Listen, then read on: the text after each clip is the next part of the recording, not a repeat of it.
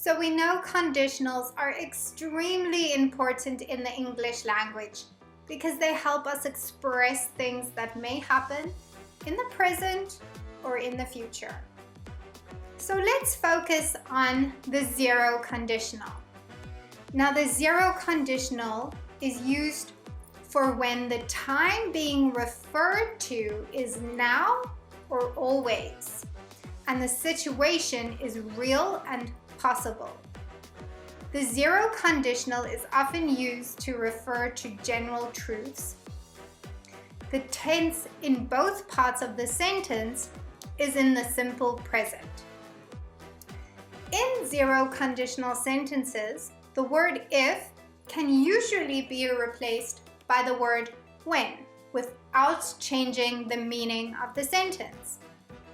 Because zero conditional sentences tell us about results that are always true, it can sometimes sound more natural to use when rather than if.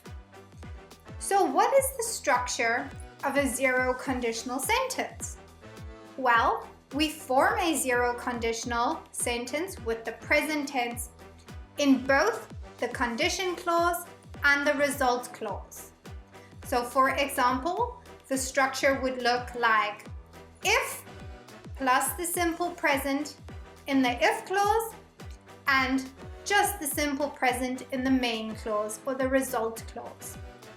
So for example, if this thing happens, that thing happens. If you heat ice, it melts. If it rains, the grass gets wet. So now let's look at some more examples using the zero conditional. The zero conditional uses if or when for situations where the result of a condition is always true, like a scientific process. Let's take a look at the first example. If I'm tired, I go to bed early. Now we can see that both parts of this sentence are in the present simple tense.